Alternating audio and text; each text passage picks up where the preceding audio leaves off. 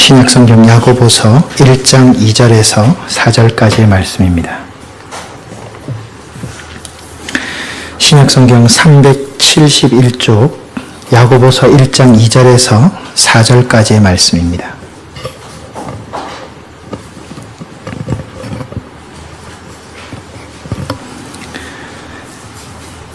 신약성경 야고보서 1장 2절에서 4절까지의 말씀 우리 한 목소리로 함께 읽도록 하겠습니다. 371쪽 되겠습니다. 함께 읽겠습니다. 내 형제들아 너희가 여러 가지 시험을 당하거든 온전히 기쁘게 여기라. 이는 너희 믿음의 시련이 인내를 만들어내는 줄 너희가 알미라. 인내를 온전히 이루라.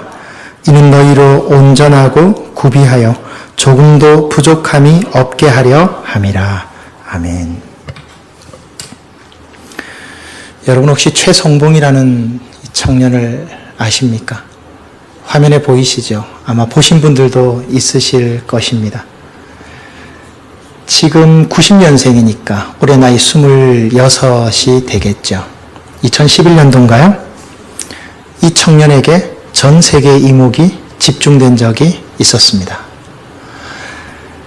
인터넷으로 유튜브를 통해서 이 최성봉이란 청년의 노래를 1000만 명이 들었습니다. 미국 CNN은 이 청년의 노래를 가리켜서 유명한 성악가와 비교해도 손색이 없다 라고 말할 정도로 극찬을 아끼지 않았죠. 그러나 별 그렇게 인간적으로 뛰어나 보이지 않는 이 청년은 단순한 노래 실력에만 그 인기의 배경이 있는 것이 아닙니다. 이 청년이 내 인기의 배경은 그가 어린 나이 살아온 삶의 여정과 깊은 관계가 있습니다. 3살 때 부모님의 이혼으로 버림을 받게 되죠. 그래서 고아원으로 보내집니다. 고아원에 갔다가 그 어린 나이 3살이면 이제 막 걷기 시작한 나이일 텐데 고아원에서 얼마나 학대와 착취를 많이 당했는지 5살 되던 해에 혼자서 고아원을 도망쳐 나오죠. 도망쳐 나와서 대전 지역에 나이트클럽과 노래방, 캬바레 같은 곳에서 껌을 팔고 바카스를 팔게 됩니다. 그렇게 생활을 하죠. 5살 어린아이가 대전 지역 캬바레, 이 유흥업소를 주변으로 살아가게 됩니다. 화장실에서 잠을 자고 계단에서 잠을 잡니다. 그렇게 살아옵니다. 집이 없는 거죠. 한 번은 나이트클럽 방화범으로 오해를 받아서 조폭들에게 끌려갔다가 도망쳐 나온 적도 있다고 합니다. 그렇게 10년을 껌을 팔고 바카스를 팔면서 대전 지역의 나이트클럽, 캬바레, 노래방을 전전하다가 그 인생을 바꾸는 일이 나이트클럽에서 일어납니다. 어려서부터 나이트클럽을 다녔으니까 얼마나 그 문화에 익숙하겠습니까마는 이 최성봉이란 청년의 귀를 뜨게 만들고 마음을 움직이는 소리를 한번 듣게 됩니다. 바로 그것은 아이러니하게도 나이트클럽에서 성악의 소리를 들은 겁니다. 그때 처음으로 한 번도 들어보지 못한 클래식을 접하게 됩니다. 이 청년의 마음속에, 이 어린아이 마음속에 마음이 요동치기 시작을 합니다. 한 번도 들어보지 못했던 그 성악의 목소리가 이 청년의 마음을 움직이기 시작하고 이 청년이 그때부터 그 성악을 하고 싶다는 생각에 사로잡히게 됩니다. 선생님을 찾아가서 레슨을 좀 받지만 여러분 잘 아시는 대로 이 클래식이라고 하는 이 분야는요, 어느 날 갑자기 수련해서 효과가 나타나는 분야가 아닙니다. 이것은 어려서부터 꾸준히 해 나와야 비로소 그 실력이 드러나는 영역이지요. 그럼에도 불구하고 어설프고 더듬는 말투, 어설픈 머리 스타일, 어설픈 손동작을 가지고 2011년도인가에 코리아 갓 탤런트라고 하는 오디션 프로그램에 참여하게 됩니다. 반신반의하던 심사위원들 앞에서 이 최성봉은 넬라 판타지라고 하는 곡을 환상적으로 부릅니다. 심사위원들 다 울리고 시청자들을 다 울렸죠. 그는 현재 파페라 가수로 활동을 하면서 지금까지도 얼마 전에도 텔레비전에 나오더라고요. 자신처럼 버림받았던 청소년들을 위해서 봉사활동, 상담, 세미나를 계속하고 있습니다. 여기서 저는 한 가지 질문을 여러분들에게 드리고자 합니다. 사람이 시련 속에서, 아픔 속에서 성장할 수 있는가? 성숙할 수 있는가? 고난당하고 어려움 당하고 힘든 일을 당해서 주저앉아 있을 때 그때 사람은 성장할 수 있는가? 성숙할 수 있는가? 대답은 예스입니다. 예수님도 말씀하셨습니다. 세상에서 너희가 환난을 당할 것이다. 예수 믿는다고 해서 모든 것이 만사형통이 아니라는 뜻입니다. 오히려 예수 믿는 것 때문에 어려움을 당하고 고난을 당하게 될 것이다. 주님 그렇게 말씀하셨습니다. 오늘 저와 여러분이 읽은 짧은 이 말씀에 예수님의 친동생이요 예수님의 제자였던 야고보 사도도 말씀합니다. 오늘 말씀에 뭐라고 합니까? 너희가 여러 가지 시험을 당하게 될 것이다. 분명히 말씀하셨습니다. 이 짧은 본문 안에, 오늘 저와 여러분이 읽은 이 짧은 본문 안에 온전히라는 말이 3번이나 들어있습니다. 이 온전히라는 말은 무슨 뜻이죠? 성숙하다 라고 하는 뜻입니다. 시련이 사람을 성숙하게 만든다. 어려움이, 고난이 그 사람을 성장시킨다 라는 뜻입니다. 그렇다면 야고보 사도가 우리에게 들려주는 이 시련의 유익함이 과연 무엇일까요? 오늘 그것을 말씀을 통해서 살펴보기를 원합니다. 본문 3절의 말씀을 보시기 바랍니다. 오늘 본문 3절의 말씀을 보면 너희 믿음의 시련이 인내를 만들어낸다 라고 말합니다. 여기 특별히 그냥 시련이라지 않고 믿음의 시련이라고 했습니다. 여러분이 시련이란 뜻이 뭔지 아십니까? 시련이라고 하는 뜻은요, 도자기 공들이 흙으로 도자기를 빚어서 가마에 놓고요, 그 다음에 꺼낸 다음에 금이 가고 일그러지고 깨진 것은 과감히 버려버리고 온전한 것을 골라낼 때 쓰는 표현이 시련입니다. 그것을 보고 합격이라고 말할 때 쓰는 단어가 시련입니다. 놀랍지 않습니까? 의외의 뜻이 이 시련 속에는 담겨져 있습니다. 이 무엇을 말하는 거죠? 시련을 통해서 가짜와 진짜가 판명난다는 겁니다. 도자기가 아무리 흙으로 잘 빚어져 있다 할지라도 가마 속에 들어가서 뜨거운 열을 견뎌내 보아야만 이것이 진짜 작품이 될 수 있는지, 상품이 될 수 있는지, 아니면 못 쓰는 건지를 알 수 있듯이 사람도 시련을 거쳐봐야 진짜 본 모습을 알 수 있게 된다는 의미입니다. 평소에는 모릅니다, 여러분. 평소에 그냥 점잖게 앉아있으면 어떻게 알겠습니까? 시련을 당해봐야 내 믿음이 진짜 믿음인지 가짜 믿음인지 내가 참인지 거짓인지가 드러나는 겁니다. 나도 나를 모르는데 어떻게 구분할 수 있고 확인할 수 있겠습니까? 시련을 당해봐야만 그 시련을 통해서 알 수 있는 거예요. 드러납니다. 어려움 당해보면, 시련을 당해보면 확연히 드러납니다. 사람 마음 깊은 곳에 있었던 모든 것이 다 드러납니다. 감출 수가 없다는 말입니다. 자식 때문에 시련을 당해요. 물질 때문에 시련을 당해보고요. 부모님 때문에, 가족들 때문에, 건강 때문에, 관계 때문에 시련을 당해봅니다. 원치 않아요. 아무도 그것을 원하지 않아요. 그러나 시련을 당해보니까 비로소 내 모습을 보게 되더라는 거예요. 저 사람이 문제인 줄 알았고, 돈이 문제인 줄 알았고, 건강이 문제인 줄 알았고, 관계가 문제인 줄 알았는데 내가 어려움을 당해보니까 그것을 통해서 무엇을 보게 된다? 나를 보게 되더라. 내가 이 정도밖에 안 되는가? 내가 겨우 이 정도인가? 내 속에 무엇이 있었는지, 내가 과연 어떤 사람인지, 나도 몰랐던 내 본 모습을 시련을 통해서 보게 되는 겁니다. 그래서 시련에 유익이 있는 거죠. 그렇다면 이 시련을 대처하는 방법은 없습니까? 시련을 대처하는 방법이 있습니다. 딱 한 가지 있습니다. 간단합니다. 뭐라고 생각하십니까? 그냥 버티는 겁니다. 견디는 겁니다. 방법이 없습니다.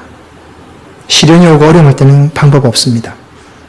문제는요, 이 버티는 것, 인내하는 것은 저절로 생기는 것이 아니라 시련을 통해서만 만들어집니다. 오늘 4절 말씀을 보십시오.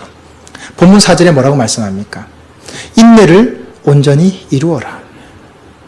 인내를 이루면 되는 겁니다. 시련이 올 때는요, 인내하는 것 외에는, 기다리는 것 외에는, 버티는 것 외에는, 견디는 것 외에는 방법이 없어요.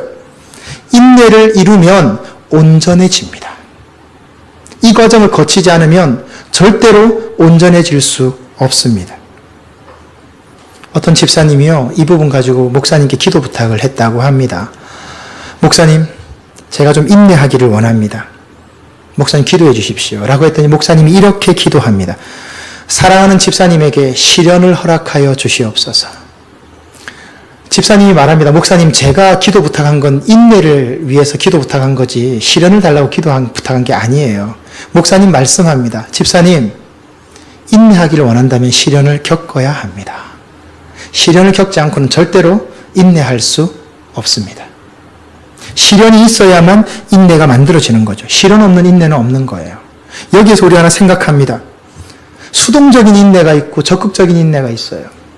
수동적인 인내는요, 할 수 있는 방법이 없는 거예요.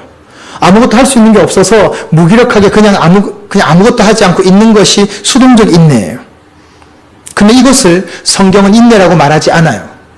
성경적인 인내는요, 적극적이고 분명한 소망을 가지고 잠잠히 기다리는 것을 인내라고 하지 아무것도 하지 않고 가만히 있는 것을 말하고 있지 않습니다.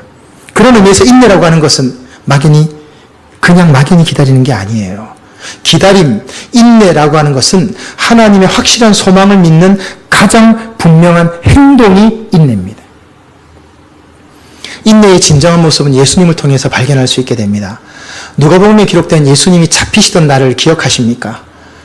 예수님을 잡으러 온 한 사람이 예수님에게 왔다가 그 모습을 본 베드로가 칼을 들고 그 사람의 귀를 잘라버린 사건이 나옵니다. 누가복음에만 있죠.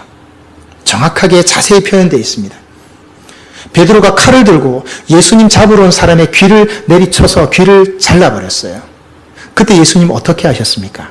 그 떨어진 귀를 그 사람에게 도로 붙여줍니다. 그러면서 말씀하시죠. 여러분 혹시 그 말씀을 기억하십니까? 누가복음 22장 51절, 이것까지 참으라. 예수님 그렇게 말씀하셨습니다.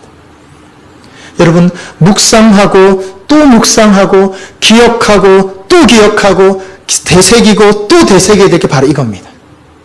이것까지 참으라. 이것까지 참으라. 이것까지 참으라. 이것까지 참으라.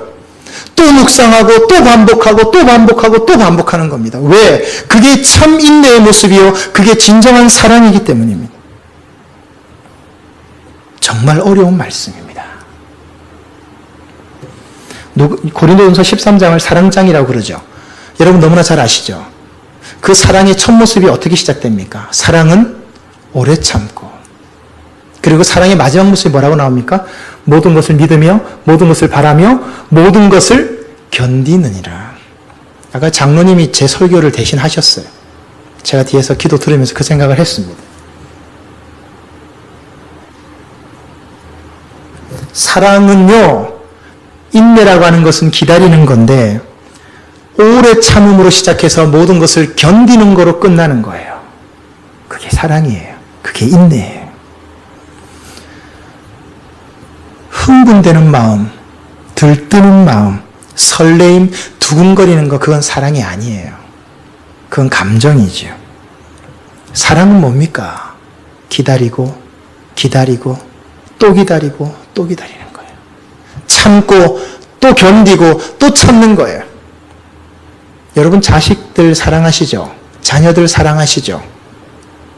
기다려주세요. 참으세요. 견디세요. 자식들이 속썩입니까? 기다려주세요. 견디세요. 그 자녀가 뒤돌아보면 부모님이 그 자리에 서 있기만 하면 돼요. 참으세요. 사업이 잘 안 되세요? 직장에서 어려움이 있으세요? 기다리세요. 견디세요. 인내하세요. 부부간에 마찬가지예요. 만나는 사람 다 마찬가지예요. 정말 사랑하세요? 참아주세요. 기다려주세요. 견뎌주세요. 그러면 변화됩니다. 그러면 회복됩니다. 주님 말씀하십니다. 이것까지 참으라, 이것까지 참으라. 하나님이 저와 여러분을 얼마나 오래 기다리셨습니까? 지금도 기다리고 계십니다. 만약 하나님의 공의로운 심판으로 심판하셨다면 저와 여러분 가운데 남아있을 사람 아무도 없습니다. 벌써 끝났죠. 다 끝나고 말았을 겁니다. 그 사람이 이해할 때까지, 내가 이해될 때까지, 그 사람이 수용할 때까지, 내가 수용될 때까지 기다리는 거예요. 참는 거예요. 인내하는 거예요. 그것이 바로 그리스도를 닮은 사람의 모습이요. 그것이 바로 성숙한 사람의 모습입니다. 그럼에도 불구하고 시련당하는 것을 좋아하는 사람이 어디 있습니까? 어려움 당하는 사람을 좋아하는 사람이 어디 있습니까? 아무도 없습니다. 그러나 시련이 시련으로만 끝나지는 않습니다. 여기에 분명한 보상이 있습니다. 본문 2절 말씀을 보시기 바랍니다. 내 형제들아 너희가 여러 가지 시험을 당하거든 온전히 기쁘게 여겨라. 문법상으로 말씀이 안 맞죠. 시험을 당하는데 어떻게 기쁘게 여깁니까? 시험 당하는 건 힘든 일이죠. 시험 당하는 건 어려운 일이죠. 고민이 있는 것은 어렵고 괴로운 일인데 기쁘게 여기라 이렇게 말씀합니다. 여기서 여긴다라는 말의 원뜻은 평가하라, 계산하라는 뜻입니다. 무슨 말씀이냐면 어려움이 있다, 고민이 있다, 고난이 있다 거기에만 매달리지 말고 고난과 시련 다음에 주어지는 기쁨을 계산하라. 기쁘게 여겨란 말은 기쁨을 계산하라는 뜻입니다. 온다. 반드시 시련과 고민과 어려움 다음에 기쁨이 올 것이다. 따라서 고난과 어려움에 매달려서 끌려다니지 말고 지금의 어려움에 끌려다니지 말고 그 다음에 주어지는 기쁨을 계산해 보아라. 반드시 기쁨이 주어진다라고 하는 것을 말씀하는 겁니다. 감정적으로는 기뻐하기 어렵죠. 어려움을 당하는데 어떻게 기뻐할 수 있단 말입니까? 머리로는 기뻐하기도 어렵죠. 그러나 믿음 안에서 이것은 가능합니다. 의지적으로 이 시련을 딛고 일어서면, 이 어려움을 딛고 일어서면 좋은 결과, 기쁨의 결과가 주어진다라고 하는 것을 믿음으로 바라보라는 것입니다. 눈앞에 보이는 세상적이고 정력적인 것을 대단한 것으로 보지 말고 크게 보지 말고 그 모든 것을 뛰어넘고 넘어섰을 때 주어지는 기쁨, 그것을 평가하고 계산하라는 겁니다. 오늘 제가 말씀의 서두에서 최성봉이라고 하는 청년의 이야기를 말씀드렸습니다. 22년간 그 청년에게 시련의 삶이 없었다면 단 한 번의 무대로 사람들을 눈물바다로 만들 수는 없었을 거예요. 이것은 쇼한다고 되는 게 아니에요. 그의 삶이, 그의 노래가 그렇게 아름다울 수 있었던 것은 바로 그의 삶의 여정이 그 안에 있었기 때문입니다. 여러분 잘 아시는 박할린이라고 하는 뮤지컬 기획자 있죠? 그때 심사위원이었어요. 박할린 씨가 이 최성봉 청년을 보고 뭐라고 말했는지 아십니까? 혹시 보신 분 기억나시죠? 당신 몸 안에 악기가 있는 것 같다. 기가 막힌 평가를 내놨습니다. 무슨 말입니까? 당신의 그 고난의 삶이, 당신의 그 시련의 삶이 당신 인생에 있어서 아름다운 소리를 내는 악기를 주었구나. 그 뜻입니다. 스페인 속담에요. 돌이 많은 시내가 아름다운 소리를 낸다고 합니다. 이 말씀 이해가 가시죠? 돌이 많은 시내에서 아름다운 소리가 나요. 내가 당하고 있는 시련이, 내가 당하고 있는 어려움이 나를 아름답게 합니다. 내 삶을 빛나게 합니다. 지금 내가 하고 있는 고민이, 지금 내가 당하는 시련이 내 삶을 더 아름답게 하고 성숙하게 합니다. 왜냐하면 주님이 여러분을 도와주시기 때문입니다. 힘에 부치죠. 어렵죠. 당장이라도 다 내려놓고 싶죠. 그럼에도 불구하고 그 시련을 통해서만 주님이 여러분 속에 악기를 허락해 주실 수 있습니다. 그 시련을 거치지 않고는 여러분의 삶이 아름다워지지 않아요. 그래서 시련은요, 기쁨의 통로입니다. 그래서 시련은요, 은혜의 통로가 될 수 있습니다. 왜냐하면 그것을 인내하고 그것을 온전히 이루어내기만 한다면 바로 그 시련이 여러분의 삶을 빛나게 하고 의미 있게 하고 가치 있게 할 것이기 때문입니다. 오늘 주님 말씀하십니다. 너희가 여러 가지 시험을 만나면 온전히 기쁘게 여겨라. 시험을 만나면 오히려 기쁘게 여겨라. 주님이 도와주십니다. 주님이 인도하십니다. 주님이 함께 하십니다. 그 시련과 어려움을 통해서 여러분의 삶을 빛나게 할 것입니다. 그 귀한 가치 있고 빛나는 삶으로 여러분을 이끌어 가실 하나님을 찬양하면서 여러분의 삶이 더 가치 있고 빛나고 기쁘고 온전하고 성숙해 되는 믿음의 삶으로 나아가는 여러분 되시기를 간절히 바랍니다.